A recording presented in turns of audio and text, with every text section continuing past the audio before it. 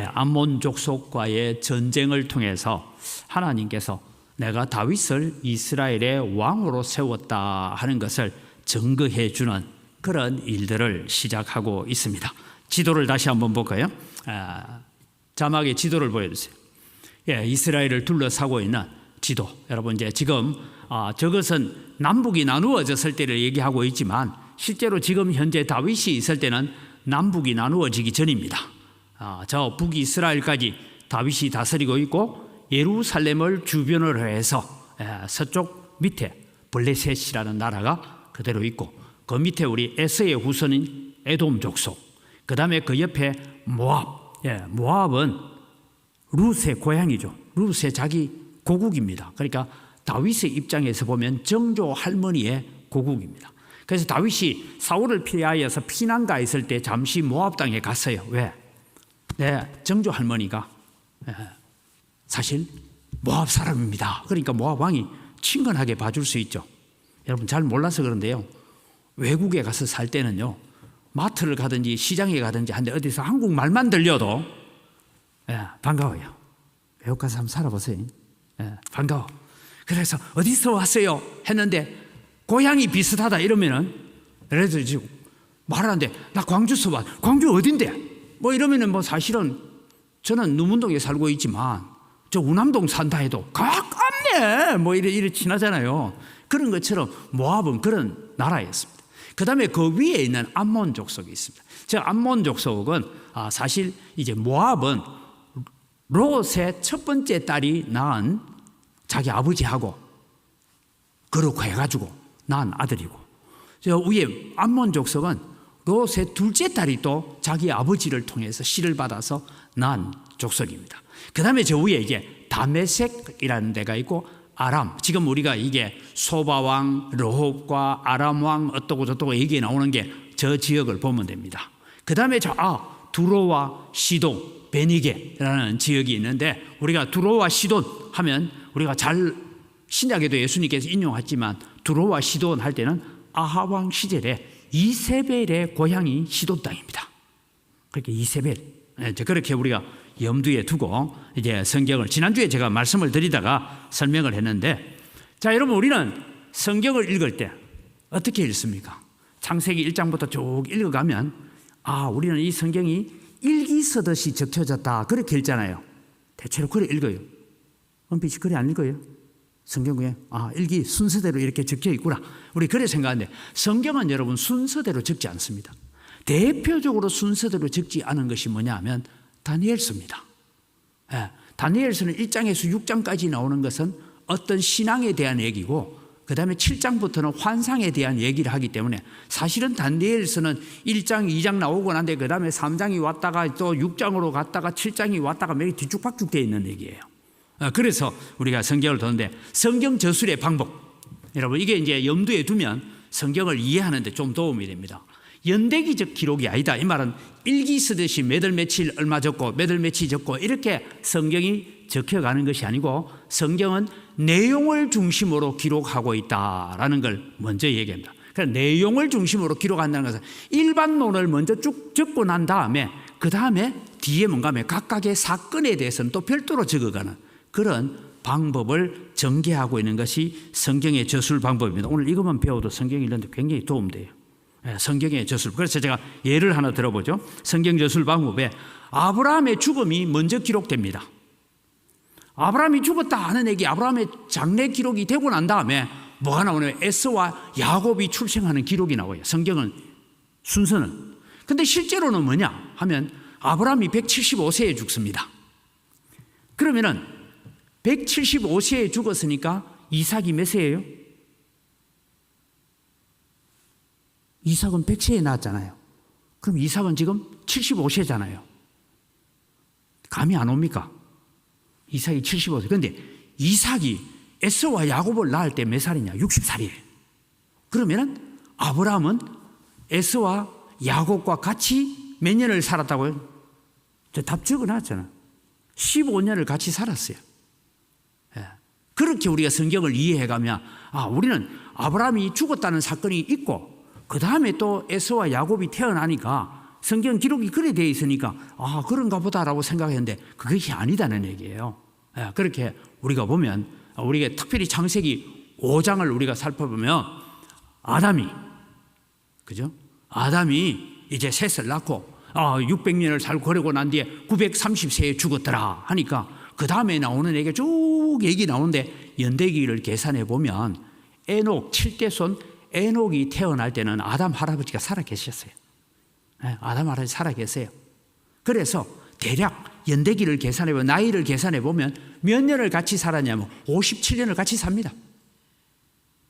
그러다가 하도 오래 살았으니까 930살을 살았으니까 그래 살다가 아담이 죽고 난 뒤에 아직 에녹이 시간을 더 삽니다. 그래서 성경을 읽어보면 이 본문이 이렇게 나오고 히브리서에 에녹의 믿음에 대한 얘기를 적을 때 그래서 이렇게 적혔구나라는 걸 우리가 이해하게 된다는 거죠. 그럼 오늘 본문에 대한 얘기를 다시 얘기하겠습니다. 사무엘 하 8장. 지금 우리는 읽기를 우리는 9장 10장을 읽었습니다. 10장을 읽는데 8장에 무슨 얘기가 나오냐 같이 한번 읽어볼까요? 곧 아람과 모압과 암몬 자손과 블레셋 사람과 아멜렉에게서 얻은 것들과 소바왕 르홉의 아들 하닷에셀에게서 노력한 것과 같이 드리니라 했으니까 이게 8장에 나왔어요. 근데 오늘 전쟁은 하닷에셀이 몇 장이 나와요 지금? 10장이 나오죠. 10장이 나오죠. 그래서 사건을 그렇게 기록해 가고 있다. 그 사건은 개론적인 것을 먼저 적고 그 다음에 각자의 사건들을 뒤에 적고 있다 보니까 우리가 시간대를 뒤에 있으니까 무조건 뒤에 일어난 거다라고 보면 안 되고 그것은 이 중간 요 사건을 지금 저기 적고 있는 저 맥락 가운데서 아람을 정복하고 모압을 정복하고 난 다음에 암몬 자손을 정복하고 하는 사건이 중간에 끼어져 있다. 그런 차원에서 성경을 이해해가면 좋겠습니다. 그래 놓고 다음 이제 아까 제 지도 다시 한번 저런 걸 여러분 염두에 두면 나중에 나오는 아람이 어디쯤 있는가 하는 거예요. 그래서 아람 군대가 암몬 자손하고 동맹을 맺어서 이스라엘과 전쟁을 치르려고 하고 이 일들이 이루어지고 있다라는 것을 우리가 바라보게 됩니다. 그래서 이제 넘어갑니다. 암몬 족속은 롯의 둘째 딸이 낳은 벤 암미의 후손입니다. 그래서 암몬 왕 나하스는 지금 이제 죽은 아버지로 나오는 나하스는 다윗과 화친 관계에 있었어요. 그러니까 전쟁할 필요가 없었어요. 이제 나하스가 죽고 아들 한운이 이어서 왕이 됐다 하는 얘기를 듣고 조문사절단을 보냅니다. 그런데 오늘 이제 본문의 얘기를 간단하게 드리면 조문사절단이 오니까 이 한운의 신하들이 하는 얘기가 뭡니까? 다윗이 지금 조문사절단 보낸 건 우리 성이 어디가 약하고 파수가 어디가 약하고 이렇게 소위 스파이로 왔습니다. 이 얘기를 하는 거예요. 이제 사실은 여러분 우리나라도 마찬가지로 외국에도 외국의 정상이나 혹은 은퇴한 대통령이 죽었다 하면 사절단 보내잖아요. 근데 사절단 보낼 때는요 싸움 안 해요. 적국이라 해도 그런 거예요. 소위 말해서 조폭들도요 저 위에 두목이나 부두목이 죽었다 하면 상대방 조폭들이 와서 조문을 할 때는 그 문상객에서 영화에는 막 저 조문하면서 싸우고 이러지만 실제로는 문상을 할 때는 지금 휴전 이렇게 하는 게 예입니다. 그런데 이 일들이 있었는데 암몬의 이 한우는 뭐냐 하면 이 조문사절단들을 두고 어떻게 처리했냐 하면 옛날에는 여러분 신하들이 다 수염을 이렇게 길렀잖아요. 수염을 다 길렀는데 우리나라도 옛날에 보면 대감들이 만날 하고 수염을 이렇게 쓰다듬고 하듯이 하는데 수염을 절반을 깎았다가 이 절반을 깎은 게 요 반만 깎았단 말입니다. 그러니까 여러분 생각해 보세요. 수염 반은 있고 얼굴에 반만 싹 깎아버리면 이게 얼마나 창피를 주는 거냐. 부끄럽게 한다. 그 다음에 중동 볼기까지 잘랐다는 것은 허벅지 바로 밑에까지 옷을 탁 잘라버려가지고 소위 반바지처럼 옷을 만들어서 너 고국으로 가 이러고 조문사절단을 하대를 하고 멸시를 하고 조롱했다 하는 얘기가 이 얘기입니다. 그럼 왜 이런 일이 일어났을까요? 왜 이런 일이 일어났을까 하면 우리가 이제 다시 9장으로 돌아가고 8장으로 돌아가 보면 일어났던 일이 뭐냐 하면 이미 이 다윗이 이제 밑에는 블레셋을 정복을 하고 그 다음에 에스의 나라인 에돔을 정복을 하고 그 다음에 옆으로 돌아갑니다. 모압을 정복을 했다기보다 모압의 공격력을 막아내고 비록 내 정조 할머니이기는 했지만 이 모압 왕에게 대해서 우리에게 조공을 바치라 하는 일까지 왔으니까 암몬 사람들이 다음 차례 누구? 다음은 우리 아닐까 하는 긴장을 가지게 만드는 것이죠. 그래서 그 긴장감 때문에 지금 이 암몬 왕이 한운이 다윗과의 전쟁을 하려고 하는 그런 계획들을 세웠는데 그 계획이 사실은 어리석은 계획이었다라는 얘기입니다. 그 다음에 이제 베토롭 아람, 아까 이제 저 위에 아람 나라가 있죠. 그 다메섹을 중심으로 한 아람 나라, 소바 아람, 원래는 그 옆에 있는 성들입니다. 그 당시에는 지금처럼 왕국으로 있는 것이 아니라 한 성 위주로 왕들이 있었어요. 그래서 그 왕들에게 지금 우리를 좀 도와달라 해서 우리가 다윗을 치자 하니까 베토롭 아람 사람이나 소바의 아람 사람들도 지금 국제 정세를 듣고 있어요. 다윗이 저 블레셋부터 탁탁 쳐서 시계 반대 방향으로 지금 치고 오고 있으니까 다음 차례는 우리 알겠느냐 하는 그런 긴장감 때문에 그들이 동맹을 맺고 다윗과 싸우려고 했던 일들이 일어났다라는 이야기입니다. 그래서 이 전쟁이 이루어지게 되는데 오늘 제가 이 PPT는 안 만들었는데요. 하나, 여러분 요압의 전쟁 방법 중에 여러분 요압은요 전쟁에 있어서는 우리가 흔히 삼국지에 잘 아는 제갈량이라는 사람이 있잖아요. 거기에다가 제갈량의 지혜에다가 요압은 뭐를 가지냐? 관우의 무력을 가지고 있는 사람이에요. 그만큼 요압은 전쟁에 뛰어났습니다. 그래서 전쟁 방법을 어떻게 하냐 하니까 이스라엘 백성들 중에서 칼싸움, 활, 물맷돌 던지는 제일 잘 싸우는 용감한 군사를 특전사로 딱 뽑아서 어디에다가 갖다 놓냐면 아람 군대 앞에 갖다 놓습니다. 그 다음에 좀 남은 백성, 그런다고 해서 군인들이 허지부지한 군인은 아니지만 남은 백성은 자기 동생 아비새의 수하에 맡겨서 어디느냐? 지금 암몬을 대적하게 만드는. 그러면 여기 이제 아람 군대가 있고요. 여기에 암몬 군대가 있는데 암몬 군대를 지금 써 있는 군사들은 조금 아람 군대를 향하여 가는 군인들보다 조금 약한 군사들이에요. 그럼 왜 그랬을까 하고 제가 읽어봤더니 뭐냐 하면 아람 군대는 여러분 어떠냐면 싹을 내고 용병으로 온 군사들이에요. 그러니까 죽기 살기로 싸울 필요가 있어요, 없어요? 지금 여러분 우리 북한 군인들이 저 우크라이나 전쟁이 지금 투입돼 가지고 얘기하잖아요. 그런데 자기 나라를 위해서 싸운다면 죽기 살기로 싸우겠지만 우리가 지금 암몬 족속을 위해서 용병으로 팔려왔는데 죽기 살기로 싸워야 될 그런 마음은 없는 거예요.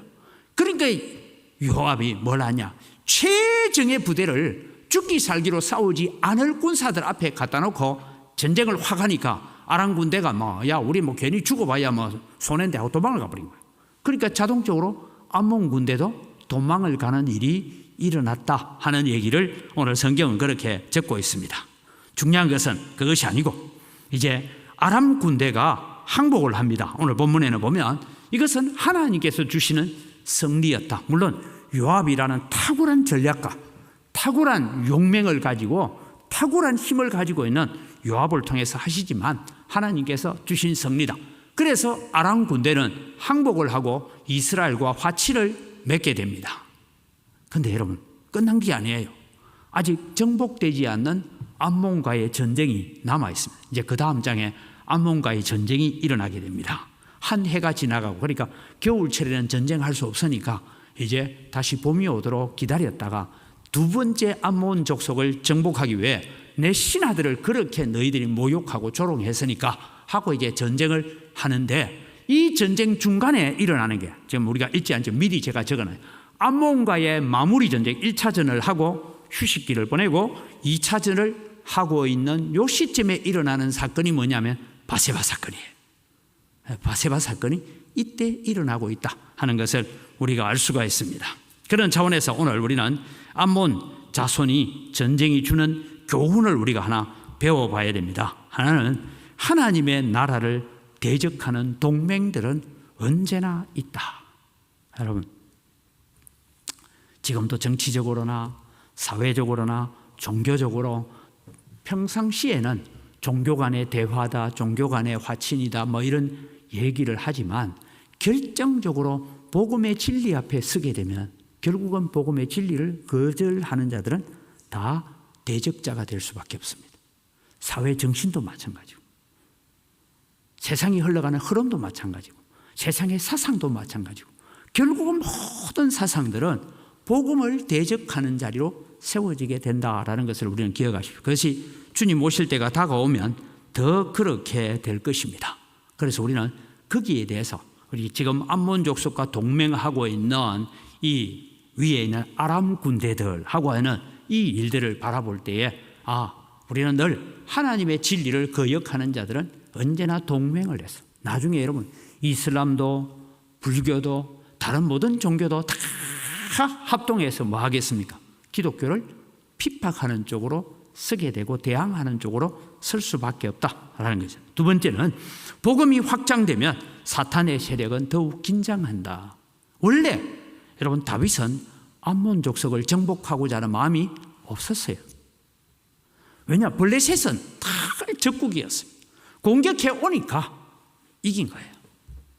에돔 족속도 저그들끼리 가만히 있으면 여러분 우리 신명기를 통해서 잘 알잖아요. 하나님께서 너희들은 에돔을 괴롭히지 말라 하고 그 땅은 에돔 족속이 죽기 때문에 에돔 족속의 땅은 한 평도 내가 너희들에게 주지 않을 거다 약속하셨어요. 그러니까 대적 관계에 있는 것이 아닌데 에돔 족속이 자기들이 계속 집적거리고 올라오니까 전쟁을 한 거예요. 그렇게 해가는데 여러분 모압은 아까 제가 뭐라고요? 자기 정조 할머니의 고향이잖아요.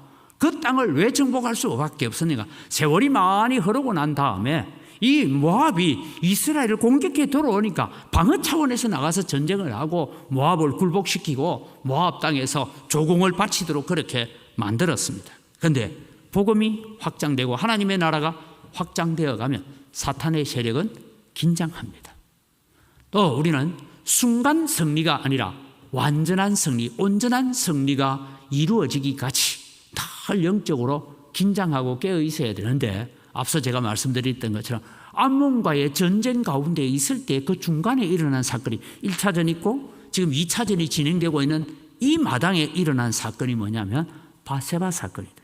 우리가 다윗의 인생에서 가장 수치스럽고 가장 부끄러운 얘기라고 하는 이 바세바 사건이 이때 일어나고 있어요. 왜? 조금 전쟁에 이기고 나니까 다윗은 전쟁에 나가지도 않고 제가 이제 다음 주에 우리가 공부를 하겠지만 군사들은 지금 전쟁터에 가 있는데 자기는 낮잠 실컷 자고 일어나가지고 성루에 올라가서 잘 사나 보자 하고 둘러보는 그런 게으름에 빠지게 되니까 이 간음이라는 유혹이 확 들어오게 될 때 이기지 못했다 하는 것을 우리가 알 수가 있습니다. 제가 두 번째를 다시 설명하기 위해서 말씀을 드립니다. 복음이 확장되면 사탄의 세력은 더욱 긴장한다라는 얘기인데요. 누가복음 10장 17절 18절을 읽어보면 이런 말씀이 나옵니다. 예수님께서 누가복음 9장에는 12제자를 2명씩 짝지어서 보냈고 그리고 누가복음 10장은 1년쯤 세월이 흘렀습니다. 벌써. 그러니까 우리 한 장이 뛰어넘으니까 뭐 어저께 일어난 일이 아니고 한 1년쯤 지나서 다시 70인의 전도들을 보냅니다. 같이 읽어갑니다. 70인이 기뻐하며 돌아와 이르되 주여 주의 이름이면 귀신들도 우리에게 항복하더이다. 예수께서 이르시되 사탄이 하늘로부터 번개같이 떨어지는 것을 내가 보았노라 했거든요. 여러분 이 말씀이 오늘 우리에게 가지는 의미가 큽니다. 하나님께서 욥기 1장을 보면 천사들이 하나님을 찬양하고 있는 그 자리에 사탄도 같이 있었더라 합니다. 그런데 하나님께 사탄에게 너 어디 갔다 왔냐 물어요. 그러니까 사탄이 뭐라고 대답했죠? 온 세상을 두루 돌아 여기저기 다녀왔나이다 합니다. 그때 이제 하나님께서 내가 욥을 주의하여 봤느냐 이런 얘기 나오잖아요. 근데 오늘 저는 그 욥의 얘기가 아니고 마귀가 하는 얘기가 내가 온 세상을 두루 돌아 구석구석을 돌아보고 왔다. 이 말의 의미는 뭐냐면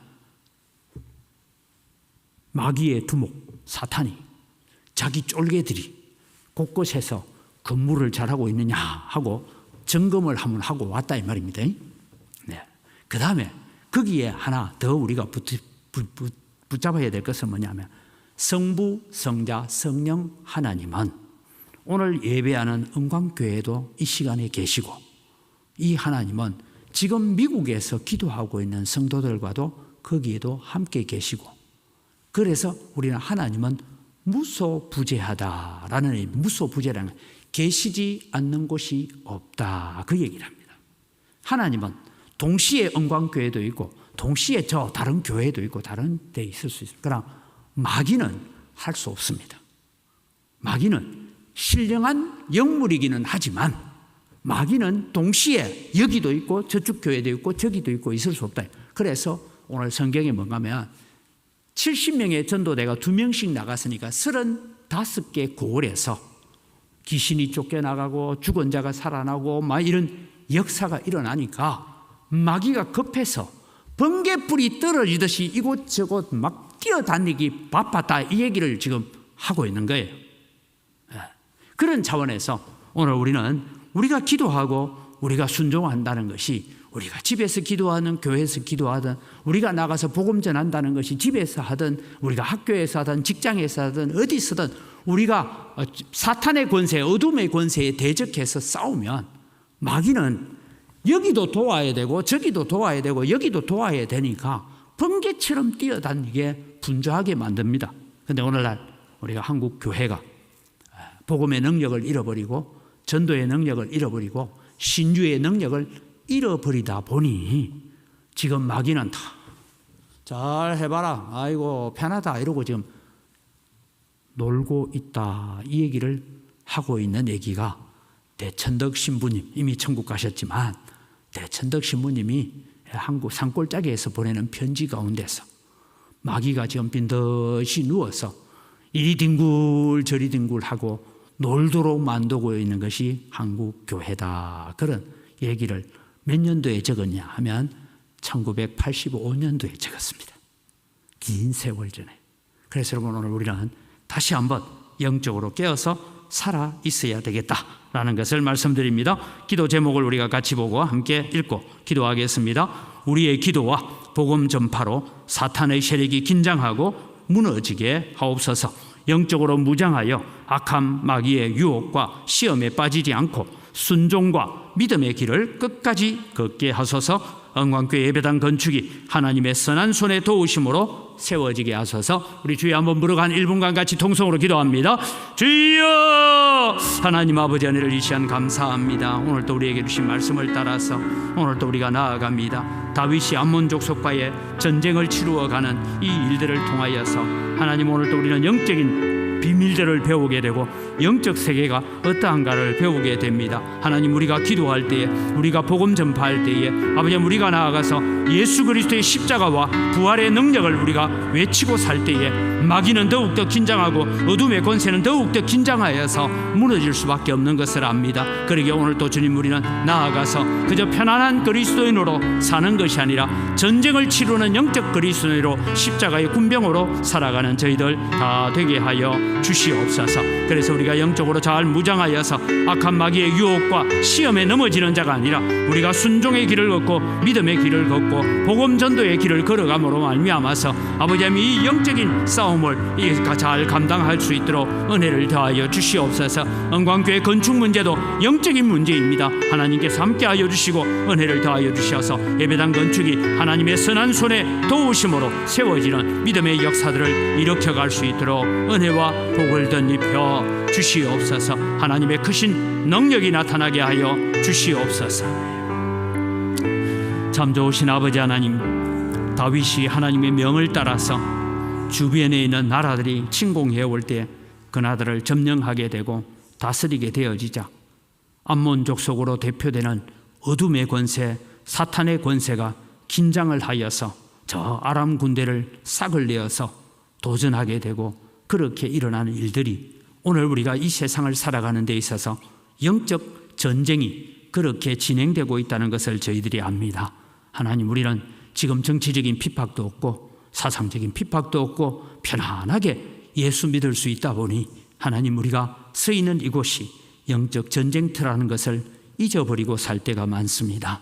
하나님 저희들에게 은혜를 더하여 주시고 우리의 기도와 우리의 순종이 어둠의 권세 사탄의 권세를 긴장하게 만들고 무너지게 만들고 깨어지게 만드는 그런 믿음의 역사를 일으켜 갈 수 있도록 은혜를 더하여 주시옵기를 간절히 바라옵고 원합니다. 뿐만 아니라 우리는 다윗이 참 평안한 전쟁의 터에서 그는 바세바를 취하는 죄에 빠지는 그런 어리석음에 빠졌던 것처럼 하나님 오늘도 우리가 영적으로 평안함이 우리가 나약해지고 미혹받고 유혹받는 자리로 빠져들지 않도록 도와주셔서 늘 하나님의 전신갑주를 입고 천국 가는 그날까지 영적 싸움을 잘 감당하는 저희들 되게 하여 주시옵소서.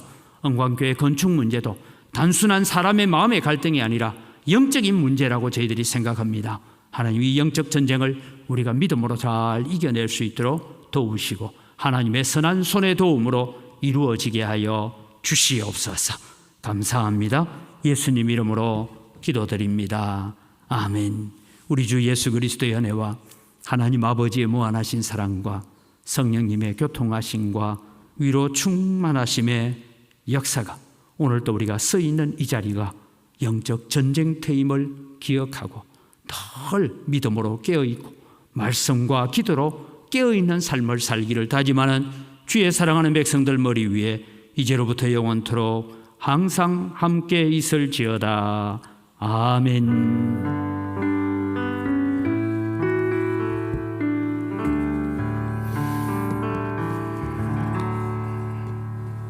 예배 마칩니다. 감사합니다.